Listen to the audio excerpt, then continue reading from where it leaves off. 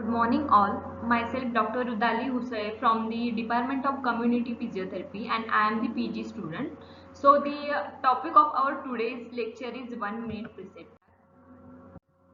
So what are the objective of today's lecture? So at the end of this seminar, the students will know about the rationale of using 1 minute preceptor model, then steps of micro skills for the 1 minute preceptor model, then components of the micro skills and the use of model in day-to-day clinical teaching practice.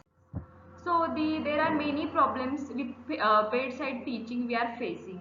So there is lack of clear objectives and expectations, focusing mainly on recall, teaching at wrong level, or little opportunity for reflection and the discussion. So the 1 minute preceptor model was first described by the Neil et al. From the University of Washington in 1992.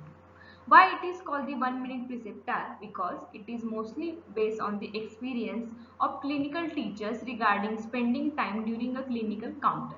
So this model mostly focuses on the last 1 minute, which is crucial from the learning point of view, and hence it is named as 1 minute preceptor model. So it is useful mostly in the teach clinical reasoning practice.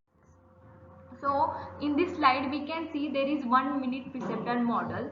The out of 10 minutes of teaching time, there should be a 6 minutes is given to the presentation, 3 minutes is given to the questioning and answer, and the last 1 minute is for the discussion.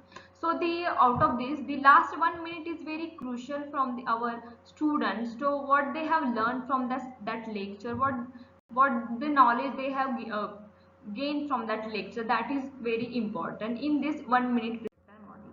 So there are 5 micro skills steps for the 1 minute preceptor model. There is first is the get the student to take a stand. That means get a commitment, means encourage students to develop their critical thinking and clinical reasoning toward the knowledge and skills. Then for supporting evidence, get the supporting evidence. Then they teach them general rules about the presentation or the study.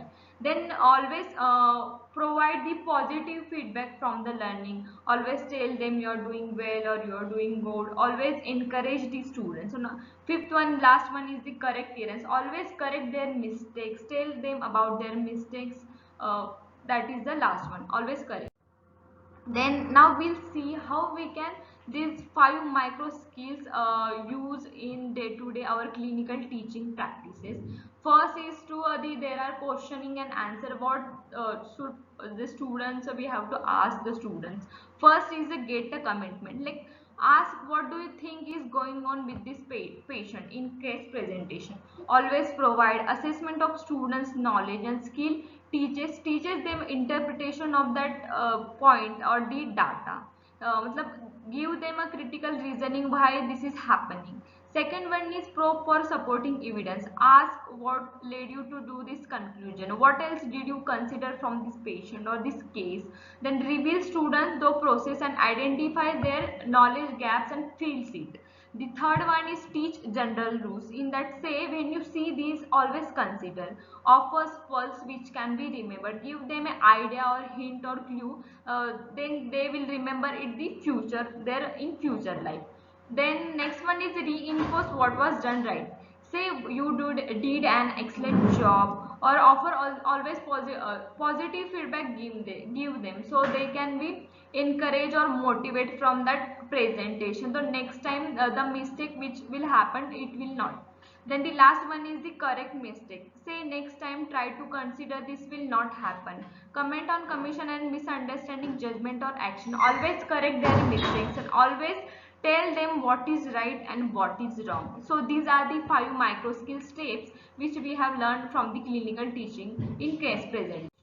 So the summary, in summary we have learned about the rationale of using 1 minute preceptor model, steps of micro skills for 1 minute preceptor model, then components of the micro skills, then use of model in day-to-day clinical teaching practices.